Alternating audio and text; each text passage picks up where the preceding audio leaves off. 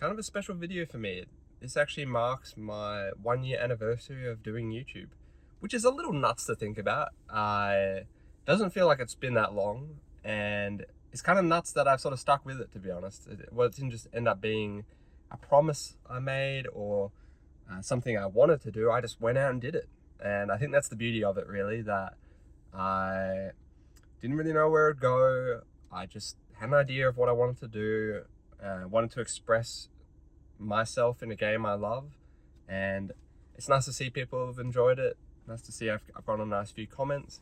I wasn't expecting explosive growth, but I'm pleasantly surprised by how much I have been growing. So I'm just going to keep at it and keep doing what I love. So stay tuned if you like. Anyway, on to the topic of what today's tourney is about. I'm thinking about domain expansions, not just because of Jujutsu Kaisen, which just finished its season 3 episode with a triple domain expansion. No, I'm just sort of using it as a medium for visualization. So sort of visualizing the space around me. How am I controlling that region of space? How's my opponent stepping into my domain? Am I catching myself always running into their domain? Like, I'm not giving them enough respect. That's sort of the idea of it, really. So like around my character Wario, there's a certain burst range, I guess you could say, is my domain. So like a sort of, I don't know, maybe not a perfect sphere. It would just be like maybe where I could jump on either side, like the dash distances, something like that. And yeah, I think it's just I've sort of just been thinking a lot about what I show my opponent. What do I see myself when I actually play Wario? Like, how does Cyrcadia play Wario? What does he do in spots? How does he do things? And I sort of come to understand myself a lot better as well. Like, what do I want? When do I want to go in? Lots of these sort of ideas. So I'm hand in hand with domain expansions. I've got another complementary idea, which is runways. So something I found myself lacking, I guess, in my ground game was I'd only really dash. I never really dashed and ran and stopped. And I think that's super important, to be honest, especially dashing and running back, because if you dash, run back and stop, and then you dash again, you just dash back to where you were, back in the direction you were, you won't just end up in the exact same spot. If you're just dashing back and forth, you're kind of stuck. You're stuck in this sort of region, versus rather than just dashing back and forth, I can dash, run, stop, and then dash again. Well, I'm not in the same spot I was. It's a completely different way, I think, to control where your character is. And I could use it to punish people who are overextending where I was, trying to catch my dash backs. And I think as well, the idea of a runway is by dashing and running back, you sort of opened up like a runway for yourself to sort of like move in and engage if you need. It's almost like an elastic band. You sort of building up that tension, and then boom, you could like come back in if you so choose. I mean, you don't have to. You could walk, you could just jump, just sort of poke and prod at your opponent, see what they're doing, and yeah, go from there. So yeah, I found a lot of success over the last 2 weeks implementing that idea, and I'm quite excited to try it in today's tourney as well. There's also been a lot of, at least what I've noticed in the Perth community, there's a lot of hype around the game right now because there's an upcoming major in Sydney, which is like east, like across the continent, and lots of the people from the scene are going, they're practicing, they're getting hype, they're putting in the hours, they're grinding to make that experience worthwhile. So I get to sort of leech onto that and be like, yeah, I'm keen about the game too, but I'm not going, guys. As much as I would have liked to go, I went to Phantom last year, the Phantom 2025 Menace, leveling up my Wario number 17, and yeah, I would have liked to have gone, but yeah, I'm just in the grinder right now with the PhD stuff, trying to get it done, so just can't really afford a weekend away. It just sucks, but I will probably go to more majors in future. So yeah, that about wraps up. So let's see how the domain expansion goes. See you after.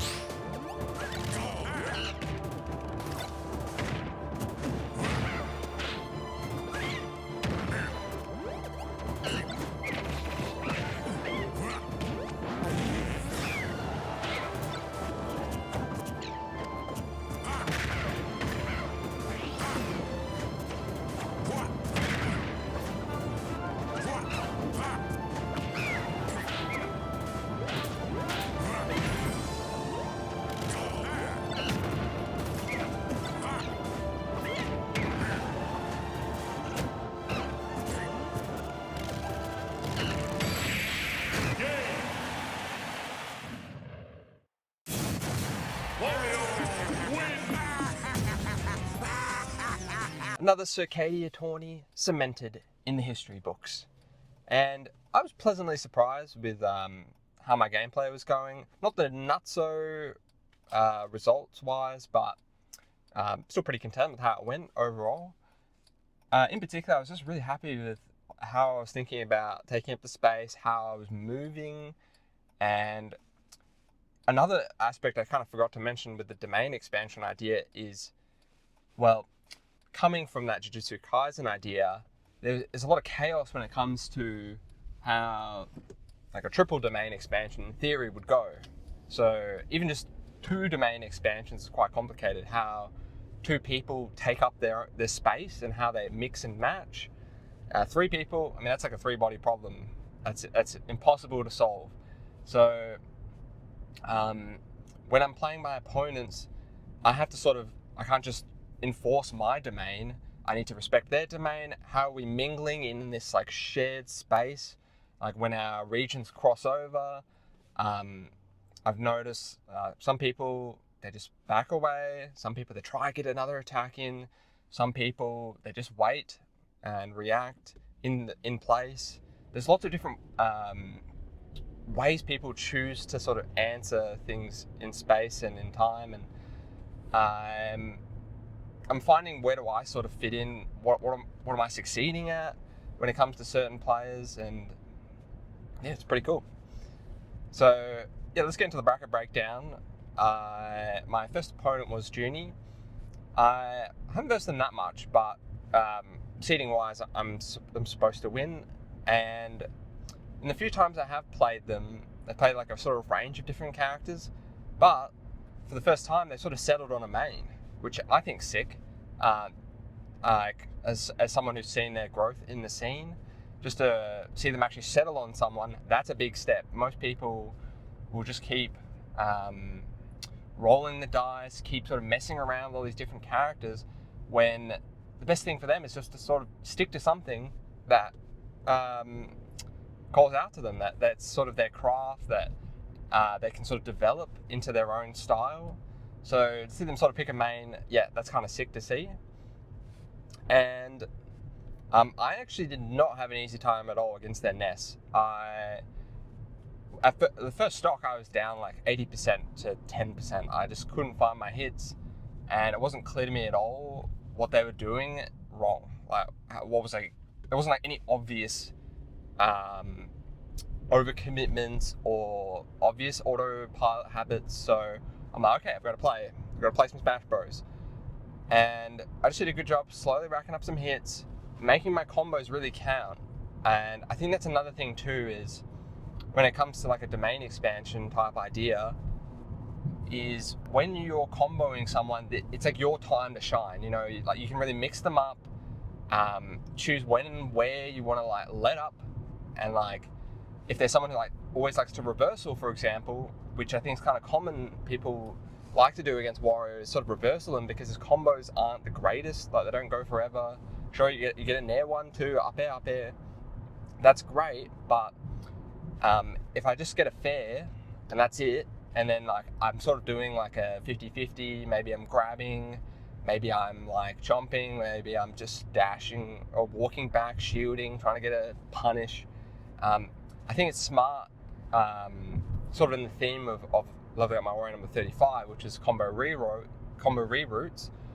The idea is to sort of get creative and be unpredictable. So when they're watching my combos, they're not just going, okay, nair 1, 2, up air, okay, and then we'll just do something. I'm getting really creative with like how I'm like pushing my opponent around the stage. Like it's I'm not just like locked into a string of moves that I'm doing. I'm being creative. I'm being adaptive in the moment. Like I'm sort of seeing how each hit is sending, and in advance I'm sort of planning like what am I going to do? Am I could just, you know, drift in and meet them with a fair, but what if I just drift towards them, fast fall, get an up tilt, you know, just something different. And I think it's really cool. It's sort of a neat thing I've been doing lately. So when it came to Ness, one thing I kept doing was, because they're quite floaty, I could really sustain them in the air, like not let them land very easily.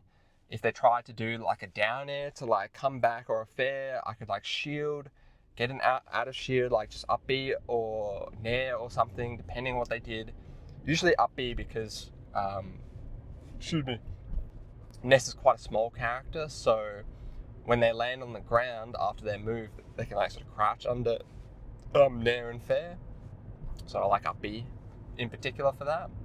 Anyway, yeah, just did a good job. I was using bike off stage really well, and game one I tried to waft them when they were doing the up B to circle and like recover, but the electric bowl actually hit me before my super armor came out, but just by nature of me being in the way, I sort of body blocked them and managed to get the kill. So that was kind of lucky.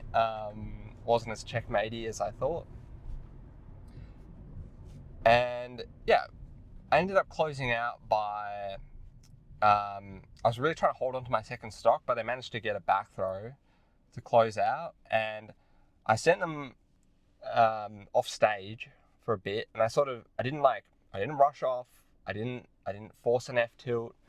I just faced towards them, turned around on the spot, and my idea was, I think they might just hang on the ledge. So what I'll do is I just jump, fast forward, do a back air. They can sort of like clip them as they're staying on the ledge because the head hitbox kind of goes a little bit low. But what they ended up doing is they waited, and then they did a drop off, jump back, and it's still the same effect. Hit them with the back air, got the closer. So that was a nice 2-0, felt good about that.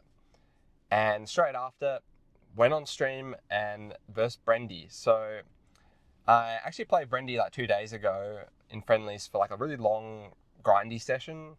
It probably lasted about 1.5 hours. And yeah, they're a really good player. Straight up, they're a lot better player than me. They've been playing a lot longer than me. Their Diddy Kong is quite the formidable opponent, I must confess. So in that 20 long round arena, only around round 15 or so was I actually able to adapt enough to actually like start finding my spots, finding a win. The games were going super long as well, just by nature of how it goes between us. And yeah, I think I did a really good job as well today, but without that sort of buffer window where I'm like playing a certain amount of games and I can adjust to him, having to play him with just like a best of 3, yeah, it's not that easy. And I think I still showed really well. Like I was playing slow. I managed to get some neutral wins, had some creative combos going, and got a nice raw waft game 2, for example, just to surprise him. And yeah, not too bad. He was sort of lacking in a few aspects, and in particular, like he just kept getting these really nice combos off me, with like the weak dare into the up B type stuff, or what's it, ambo? Yeah, it would just be getting a lot off his hits, like maybe to get like a falling nair into fair, make something happen as well, maybe monkey flip. I don't know, he was just doing a really good job, to be honest, straight up. It wasn't anything glaring that was wrong, it was just, I think he was just playing better than me, straight up. But I was actually tempted not to show one of the stream games. Maybe I can save it for a rainy day. But I'm tempted to show one of the friendlies I did instead versus him, where I got this really nice wheelie slam to close out, got this banana waft, and I think we both were playing really well in that game anyway. So I think that'd be like a nice game to show rather than the stream games. And I've heard there's someone who was watching the stream game said there was a bit of buffering as well, so I'll probably just show that game from friendlies instead. Anyway, so after I lost 0-2 to Brendy, I had to verse Cannonball, who, yeah, another player I'm just sort of seeded to win, and that's sort of how it sort of goes with the sort of region I'm at in the community. I like what tends to happen is versus people I'm seeded to win, into someone I'm basically seeded to lose, which is kind of rough. Like one of the better players, seeded to win, and then I win, seeded to lose. So I'm kind of just,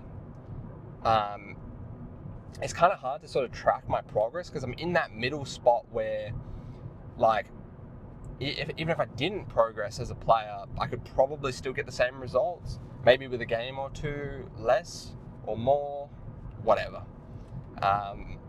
That's why I don't really like to track the results. I just track, with this bracket breakdown, how are the quality of the games I was playing. Anyway, so yeah, against Cannonball, he plays Bowser. Not the easiest matchup for Bowser, I think, for Wario. And yeah, I was really getting some interesting combos going against him. There was one time, game 2, where I got Nair 1-2, Nair 1-2, Nair 1-2, Nair 1, Nair 1-2, up air, full hop up air, land on the platform, full hop, fair, then he double jumped, so I faired him again, and then I chomped him, and then I sent him off, which killed him. So, he was just like, I mean, what are you going to do? That was kind of a nasty combo. But for the most part, because he's such a big boy with really bad disadvantage options, I can just really pester him when I get an opening. And I think for the most part, Antonio was playing really well. Like, his neutral wasn't too bad. He'd get a good hit, like he'd get the up throw fairs or up airs. There's the first interaction, actually, he ended up just flame breathing me for 40%. I was like, ow. But I noticed, yeah, he's someone who's kind of easy to panic in disadvantage. So I'd like fall off the ledge in like an edge guard situation, just jump back, and he already committed to a high up B because he was scared. So I can just say turn around, get a back air, for example. Or when I'm juggling, I can sort of just wait for him to do like a down B, down air type panic option, just sort of try escape the situation, but I'm just sort of waiting for it, and it falls into my clutches. So the end of my car talk actually got cut off because my phone overheated. This tends to happen at the Knockout series. It happened in one of my other videos as well. It's just because I don't have the AC on because it blasts the mic. So I just wanted to fill you in on the one game I didn't get to talk about, which was the Jafar set, and he was playing Luigi. So obviously not the best matchup for Wario. Said that many a time, but I felt like I was holding my own pretty well. I didn't just get run over, 0 to death grabbed, all that stuff. And I was playing pretty smart when it came to my approaches. I wasn't just going in recklessly, trying to find openings. I was sort of just moving, making runways for myself, making opportunities for myself to go in without hoping it would work. So, yeah, sort of going back to the matchup metaphors episode where I talked about Luigi as a black hole, I would just end my trajectories in such a way that I'd be far enough away I couldn't get punished easily, wouldn't get blown up, and it wouldn't be too bad in the end anyway. So yeah, I was really happy with that, like being aware of that. And yeah, even though it was a 3-0, I was quite happy overall. My edge guards weren't the best. I mean, I was kind of a little bit frantic to get off stage and sort of close out. And I ended up SDing at like 5%, one stock, but still making it close. So it is what it is. And yeah, hopefully I'll win that matchup at some point. I think we're 1-23 or something like that. And my 1 was on his Palu. So hopefully I'll get this Luigi dub at some point. I'm not giving up. And yeah, it's my 1-year anniversary on YouTube, which is nuts. And yeah, hopefully I can just keep sticking around, keep giving you good content, good insights, and yeah, hopefully I'll be a PhD doctor by then in physics. We'll just see. So take care, everyone. See ya.